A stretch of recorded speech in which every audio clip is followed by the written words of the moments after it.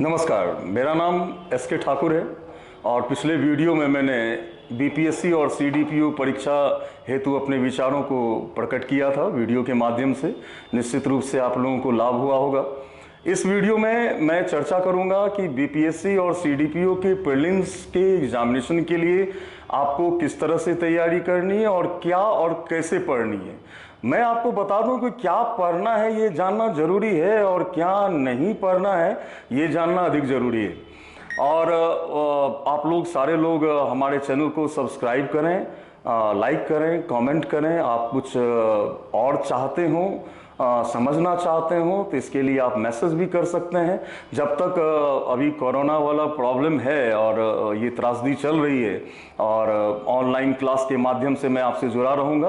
अगर आप offline class के लिए भी हमारे पास आना चाहते हैं तो मार्ग कोचिंग इंस्टीट्यूट जो बोरिंग रोड चेक पोस्ट के पास है, आप वहां पे आकर संपर्क कर सकते हैं। हमारे जितने भी स्टूडेंट्स जो पूर्व स्टूडेंट्स हैं वो भी अगर आना चाहते हैं तो इस इंस्टीट्यूट में आकर आप हमारे अध्यापन का लाभ ले सकते हैं। तो आज चलिए हम लोग बात करते हैं जनरल स्टडीज की। मैंने पिछले वीडियो में बताया था कि जनरल स्टडीज जीएस इसको सामान्य अध्ययन भी कहते हैं।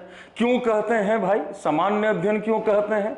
क्योंकि आयोग ये एक्सपेक्ट करता है आपसे कि आपको कम से कम इतनी जानकारी होनी चाहिए, इतना नॉलेज आपके पास होनी चाहिए। तो कितना नॉलेज, क्या नॉलेज? तो मैंने आपको बताया था जीएस जनरल स्टडीज सामान्य अध्ययन है क्या। जीएस आपके सजगता का मूल्यांकन करता है। How much you are conscious, this is examined by general studies. तो ऑब्वियस है कि जनरल स्टडीज में हम बहुत सारे विषयों को पढ़ते हैं, है ना। बहुत सारे विषयों का अध्ययन हमें जीएस के माध्यम से करना है और यह जानना भी बहुत जरूरी है। क्योंकि आप लोग तो पदाधिकारी बनने वाले हैं, आप लोग ऑफिसर एडमिनिस्ट्रेटर बनने वाले हैं, तो एटलीस्ट इतनी जानकारी आपके पास होनी चाहिए। तो जीएस में आज हम लोग देखेंगे कि हम कौन कौन से विषय हैं जो हम लोगों को पढ़ना है और क्यों पढ़ना है, इसकी भी चर्चा मैं करूंगा। तो चलिए हम लोग देखते हैं कि जीएस के लिए खासकर बीपीएससी और सीडीपीओ में जो प्रीलिम्स के एग्जामिनेशन में जीएस से रिलेटेड जो क्वेश्चन पूछे जाएंगे 150 क्वेश्चंस, उसमें आप कैसे आप अधिक से अधिक प्रश्नों को आप सॉल्व कर सकते हैं और आप प्रीलिम्स क्वालिफाई कर सकते हैं। लेकिन मैंने आपको बताया कि कभी भी पीटी बेस्ड तैयारी ना करें। जनरल स्टडीज में आपको कंसेप्ट और फैक्ट्स दोनों को एडॉप्ट करना होगा। ज्ञान याद करने की चीज नहीं होती है, बल्कि ज्ञान आत्मसात करने की चीज होती है। तो और अगर आप ज्ञान को आत्मसात करते हैं तो ये आपके साथ होगा और इस एग्जाम में ही जीवन के हर एक एग्जामिनेशन में वो आपके काम आएगा। तो मेरे इस बात को याद रखें कि ज्ञान आत्मसात करने की चीज होती है। और यहां बात होगी जनरल स्टडीज की, सामान्य अध्ययन की। जनरल स्टडीज मैंने कहा, पहले भी बोला कि यह आपके सजगता का मूल्यांकन है और आप एक एडमिनिस्ट्रेटर बनने वाले हैं। तो जीएस के अंतर्गत आपको कौन कौन से विषयों को पढ़ना है? तो सबसे पहले इंडियन हिस्ट्री, भारतीय इतिहास, इंडियन हिस्ट्री। बहुत सारे स्टूडेंट्स कहते हैं सर जनरल नॉलेज या जीएस में इतिहास क्यों जरूरी है, क्यों हमें पढ़ना है? तो इतिहास पढ़ना इसलिए जरूरी है कि हर एक व्यक्ति को अपने देश की सभ्यता और संस्कृति के विषय में जानकारी होनी चाहिए। जिस देश में आप रहते हो, हमारे समाज में जितनी बुराइयां हैं या अच्छाइयां हैं, जो हमारा सांस्कृतिक विरासत है, इसके बारे में आपको नॉलेज होना चाहिए। और हिस्ट्री पढ़ने से एक और ये लाभ होता है कि आपके व्यक्तित्व का भी बहुत विकास होता है, बहुत एनालिटिकल आप होते हो। तो इतिहास आप लोग जानते हो वैसी बीती घटनाओं का वर्णन है जिसका मानवीय महत्व होता है। हर एक बीती घटनाएं इतिहास नहीं होती।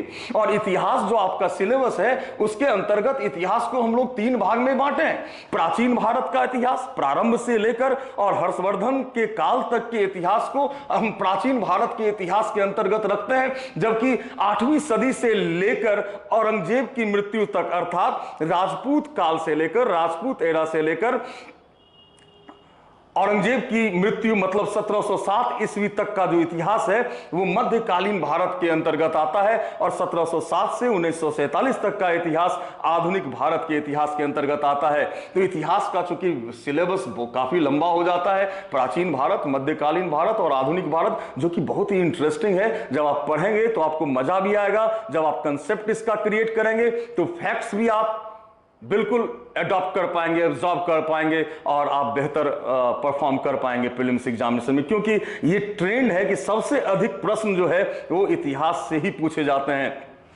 दूसरा, इंडियन पॉलिटी, भारतीय राज व्यवस्था।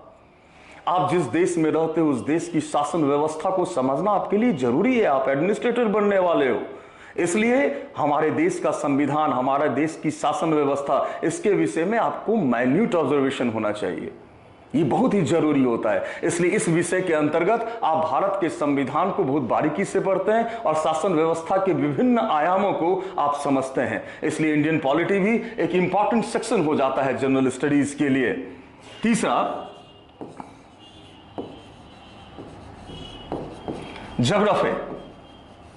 ज्योग्राफी में आप वर्ल्ड ज्योग्राफी और इंडियन ज्योग्राफी दोनों पढ़ते हैं। आप जानते हैं कि ज्योग्राफी के 3 सेक्शन नॉर्मली हैं। एक तो फिजिकल ज्योग्राफी है, दूसरा जो है वो इकोनॉमिक ज्योग्राफी है, तीसरा सोशल ज्योग्राफी है। इन तीनों सेक्शंस को आपको भारत के संदर्भ में और वर्ल्ड के संदर्भ में भी आपको पढ़ना है। इसलिए भूगोल एक इंपॉर्टेंट सब्जेक्ट हो जाता है जनरल स्टडीज का, और बहुत बारीकी से इस विषय का भी अध्ययन आपको करनी होगी। Next, Indian economy.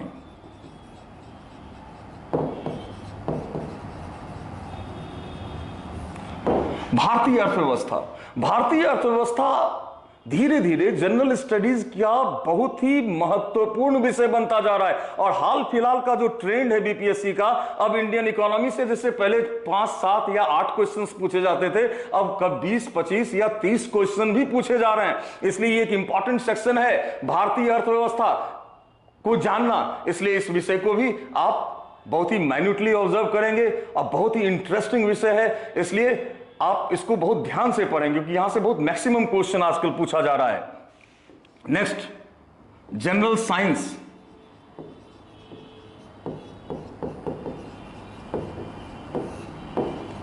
जिसमें आप फिजिक्स,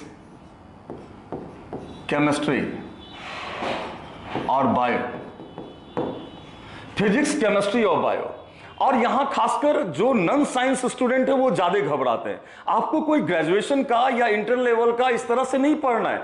जीएस के अंतर्गत जो आप साइंस पढ़ते हैं वो आपको वही चीज जानना होता है जो एक नॉन साइंस स्टूडेंट को भी जानना चाहिए।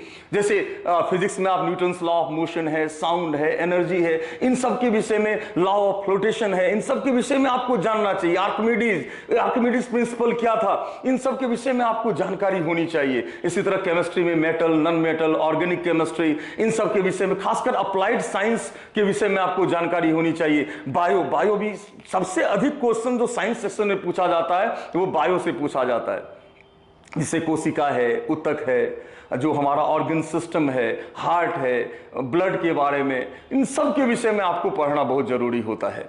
और ये एक सामान्य नॉलेज है जो सभी को होनी चाहिए। ऐसा नहीं कि क्योंकि साइंस के स्टूडेंट जो बीएससी या एमएससी लेवल की आपको पढ़ाई करनी, नहीं, एक सामान्य जो साइंस का नॉलेज है वो आपको गेन करना है जीएस के अंतर्गत, और ये बहुत ही जरूरी होता है।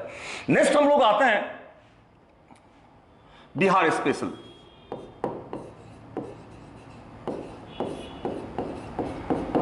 चूंकि ये बीपीएससी एग्जाम कंडक्ट करती है और स्टेट पीसीएस का ये ट्रेंड होता है कि लगभग 20 से 25 क्वेश्चन उस स्टेट से रिलेटेड पूछे जाते हैं। ये लगभग हर एक स्टेट में, अगर आप यूपी पीसीएस देते हो या झारखंड देते हो तो उस स्टेट के बारे में आपको नॉलेज इंफॉर्मेशन होनी चाहिए। तो बिहार का इतिहास, बिहार का भूगोल, बिहार की शासन व्यवस्था, बिहार का समसामयिकी से संबंधित तथ्य की जानकारी आपको होनी चाहिए। यहां से भी 20 से 25 क्वेश्चन पूछने का ट्रेंड रहा है, तो इस विषय को भी आपको ही बहुत माइन्यूट ऑब्जर्वेशन करना है। देन मैथ से 10 क्वेश्चन होते हैं, 10 क्वेश्चंस लगभग मैथ से होते हैं, जो मैट्रिक और इंटर लेवल का मैथ पूछा जाता है इसमें। इसके अलावा करंट अफेयर्स,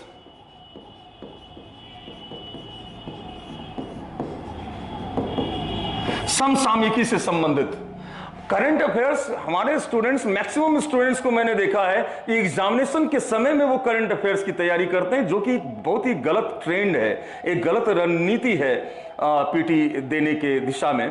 तो यहां पे ध्यान रखना कि करंट अफेयर्स को अपने डेली रूटीन के साथ जोड़ना है।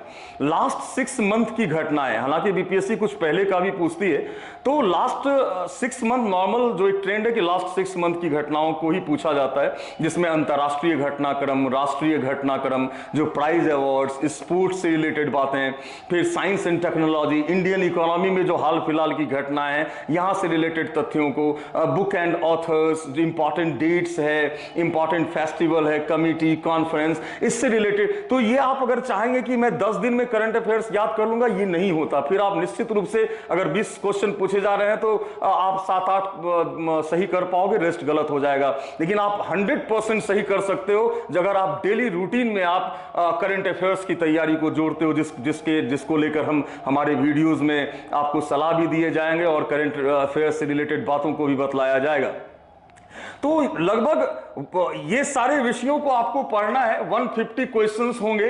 अब ये चीज कि कितना लाएं सर जिससे कि हम क्वालिफाई, पीटी क्वालिफाई करें, इसको आप दिमाग से निकाल दें। पहली बात कि वो कोई निश्चित क्राइटेरिया नहीं होता।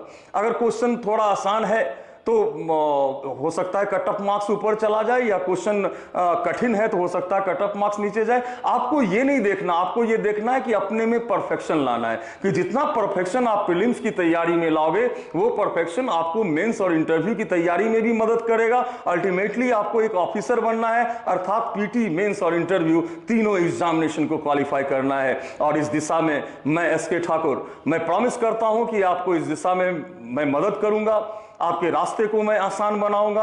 आप हमारे साथ जुड़ें और निश्चित रूप से आप लाभ प्राप्त करें, और हमारे चैनल को सब्सक्राइब करें, लाइक करें और शेयर करें। Thank you.